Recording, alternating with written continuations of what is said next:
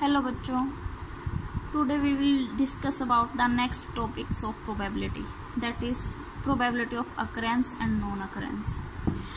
अगर हम किसी भी इवेंट के बारे में सर्टेन होते हैं, श्योरली होते हैं कि ये इवेंट होगा ही होगा, तो उसकी प्रोबेबिलिटी होगी 1. For occurrence of that event is 1. अब हम लोग डिस्कस करेंगे अक्रेंस और नॉन अक्रेंस. मैं लेके चलती हूँ कि probability of occurrences of an event क्या है, P है, और उसकी नॉन अक्रेंस प्रोबेबिलिटी क्या है, Q है. तो either of this two must happen, इन दोनों में से एक चीज तो होगी ही होगी, या तो इवेंट अक्कर करेगा या अक्कर नहीं करेगा. तो टोटल प्रोबेबिलिटी 1. तो P प्लस Q, देखो आइदर आया ना, तो आइदर आते ही प्रोबेबिलिटीज ऐड हो गई. P plus Q is equal to 1. For non occurrence of an event is equal to 1 minus P, that is equal to occurrence. तो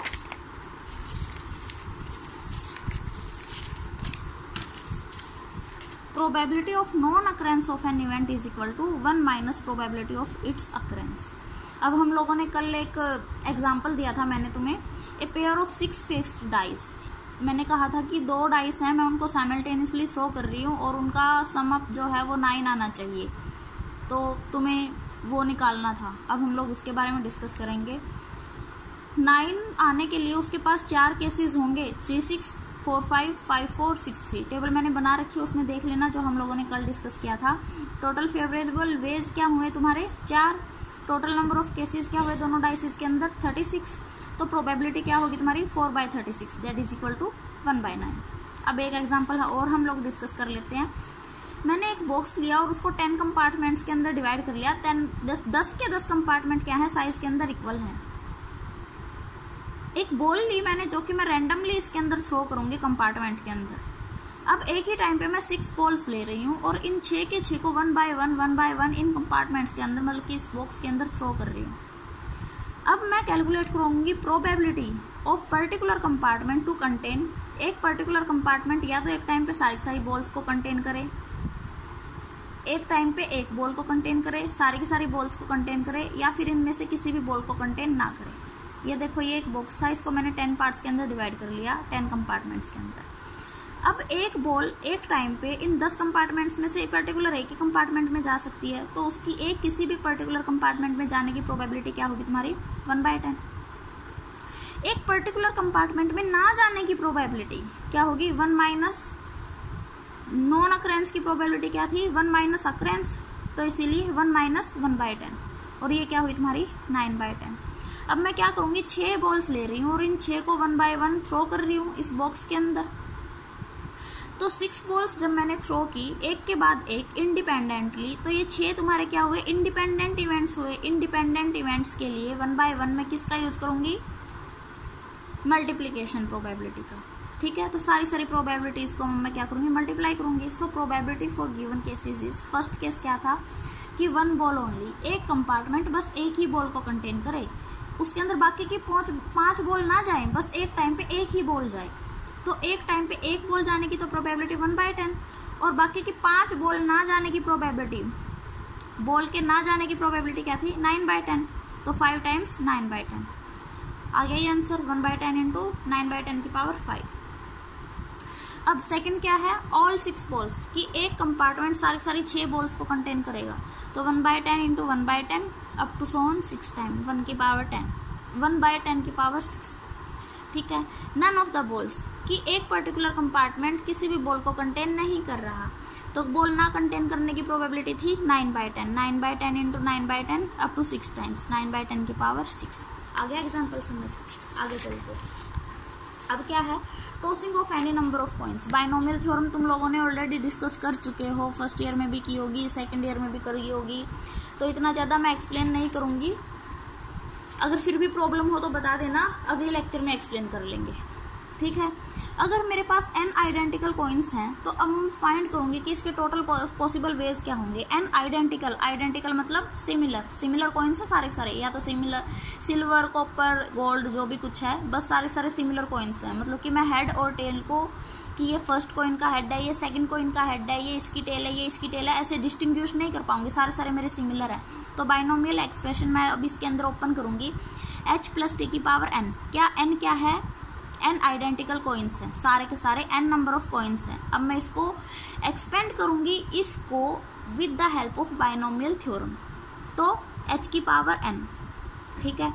अब n इंटू h की पावर n-1, हेड की power n-1 और tell आया एक बार, n into n-1 ये आगे आ जाएगा बाय 2, यहाँ से एक और सब्ट्रैक्ट हो जाएगा, h की पावर n-2, टेल के अंदर एक ऐड हो जाएगा t की power 2, up to so on r number जो है मैंने इसके अंदर इंट्रोड्यूस करा दिया, n into n-1, n-2, n minus r plus 1 up to so on 1 to r, h की पावर r, t की power n-r up to so on last तक मेरा क्या होगा, h की पावर 0 हो जाएगी और t की पावर n आ जाएगी।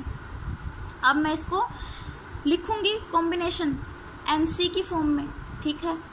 तो अब ये h की पावर n को मैं लिख सकती हूँ nc1, h की पावर n-1 और t, इसको n इंटू n-1 बाय 2 इसको मैं लिख सकती हूँ, ये क्या होता है तुम्हारा फैक्टोरियल लिखोगे तुम इसे 2 फैक्टोरियल, इसको क्या लिख सकते हो तुम लोग r फैक्टोरियल, तो ये क्या होगा तुम्हारा nc2, h की पावर 2, h की पावर n-2 और t की power 2 up to so on, इसको मैंने लिखा nc(n-r), h की पावर r, t की power n-r up to so on last तक ncn और t की पावर n।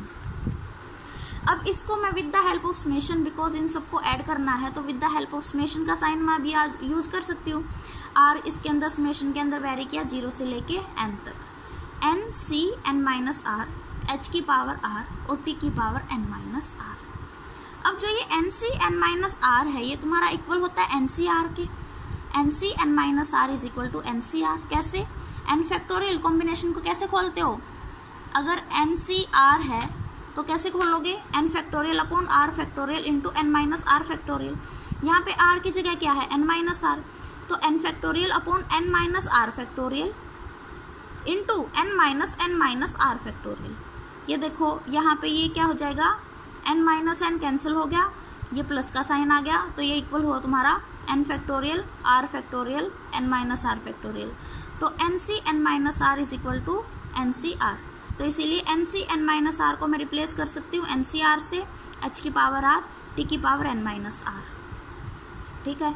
ये क्या है तुम्हारी बाइनोमियल थ्योरम का रिजल्ट। इसके अंदर r क्या है, कभी तुम लोग ये है तुम्हारे number of times head coming up, और ये n-r क्या है, number of times tail coming up, ठीक है।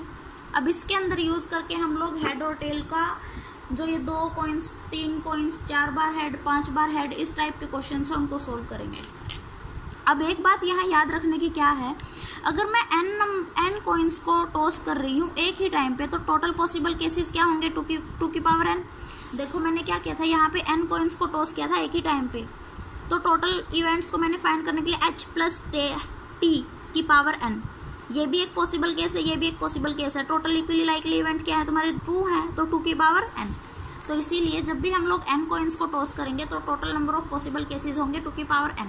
सिमिलरली अगर हम लोग n डाइसेस को टॉस करेंगे टुगेदर तो टोटल पॉसिबल केसेस क्या होंगे, 6 की पावर n, बिकॉज एक डाइस के अंदर 6 पॉसिबल इवेंट्स होते हैं, है ना, इक्वली लाइकली इवेंट्स होते हैं। तो अब बात आई मेरी मैक्सिमम प्रोबेबिलिटी। मैक्सिमम प्रोबेबिलिटी अगर हम टॉस करेंगे n सिमिलर कॉइन्स को simultaneously for a large number of times, then the total number of cases तो हुए 2 की पावर n। अब हमें बात करनी है इसके अंदर मैक्सिमम प्रोबेबिलिटी क्या होगी। मैक्सिमम प्रोबेबिलिटी होगी मेरी जब मेरे number of head number of tail के इक्वल आए, तो वो क्या होगी मेरी मैक्सिमम प्रोबेबिलिटी। लेकिन उससे पहले बात करेंगे कि हर एक पॉसिबल, जब मेरे टोटल पॉसिबल केसेस क्या हुए 2 की पावर n हुए, तो हर एक केस की, हर एक each equally likely possible combination की जो प्रोबेबिलिटी होगी वो क्या होगी 1/2 की पावर n। अब प्रोबेबिलिटी है कि r टाइम्स मुझे हेड मिले और n-r टाइम्स मुझे टेल मिले, तो probability of r, n-r is equal to ncr upon 2 की power n, total number of possible cases, n factorial upon n-r factorial into r factorial 1/2 की पावर n। अब मेरा ncr मैक्सिमम तब होगा जब मेरा r भी n/2 के इक्वल होगा, मतलब कि हेड भी हाफ के इक्वल और टेल भी हाफ के इक्वल, मतलब हाफ टाइम्स मुझे हेड मिले और हाफ टाइम्स मुझे मिले टेल, तो उस टाइम पे मेरी क्या होगी, प्रोबेबिलिटी मैक्सिमम। तो अब P ऑफ n/2 और P max is equal to NC n/2 by 2 की power n, n factorial n minus n/2 factorial n/2 factorial 1/2 की पावर n। इसको सोल्व करेंगे, आएगा मेरा n फैक्टोरियल n/2 फैक्टोरियल का स्क्वायर 2 टाइम्स 1/2 की पावर n। ये क्या हुआ तुम्हारा, इक्वल हुआ मैक्सिमम प्रोबेबिलिटी के। अब सिमिलरली हम लोग बात करेंगे मिनिमम प्रोबेबिलिटी क्या चीज होती है। तो मिनिमम प्रोबेबिलिटी के लिए या तो मेरे हेड एक बार भी ना आए या मेरा टेल एक बार भी ना आए, मतलब कि या तो r 0 हो या फिर n माइनस r 0 हो। तो NCR will be minimum when either r is equal to 0, और हर बार हेड ही आ रहा है, टेल एक बार भी नहीं आ रहा, r is equal to n। If r is equal to 0, then probability is equal to P0 of n is equal to P mean n factorial upon r factorial into n minus r factorial 1/2 की power n।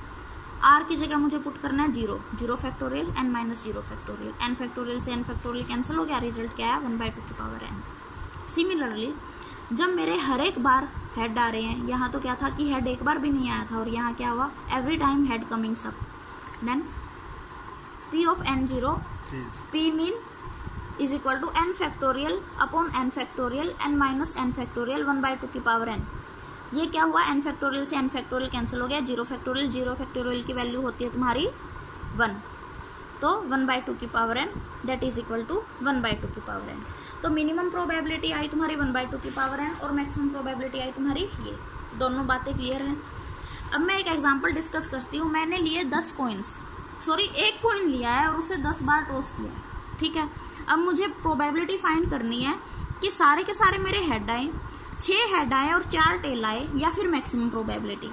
देखो एक बात, यहाँ पे maximum probability तो clear आ रही है, लेकिन देखो ऑल हेड्स, अगर मेरे सारे के सारे हेड आ गए तो जो भी कोई मेरी प्रोबेबिलिटी की वैल्यू आएगी वो मिनिमम प्रोबेबिलिटी आएगी। तो मैक्सिमम और मिनिमम प्रोबेबिलिटी का केस डिस्कस करना है, और साथ ही एक केस डिस्कस करना है कि 6 हेड और 4 टेल आए। हेड्स को मैं रिप्रेजेंट कर रही हूँ r से, और टेल्स को मैं रिप्रेजेंट कर रही हूँ यहाँ पे n माइनस r से। फॉर्मूला मेरा वही होगा n factorial upon r factorial n minus r factorial 1/2 की पावर n, पॉइंट्स के लिए है ना। तो ऑल हेड्स मतलब r की वैल्यू 10, n माइनस r की वैल्यू 0, और टोटल नंबर ऑफ टाइम्स जब मैंने ये केस टॉस किया है, ये कॉइन टॉस किया है, ये क्या है 10, तो 10 factorial upon 10 factorial into 0 factorial 1/2 की पावर 10, 10 से 10 कैंसिल, क्या आया 1/2 की पावर n 10। ये देखो ये क्या हुआ तुम्हारा, मिनिमम प्रोबेबिलिटी के इक्वल आ गया ये, ठीक है। सेकंड केस, 6 हेड है मतलब कि r की वैल्यू है 6, 4 टेल है मतलब कि n माइनस r की वैल्यू है 4, और total number of times experiment किया गया है 10 टाइम्स। तो P64 is equal to 10 factorial 6 factorial 4 factorial into 1/2 की पावर 10। इसको सोल्व करने के बाद आया मेरा 210 बाय 1024।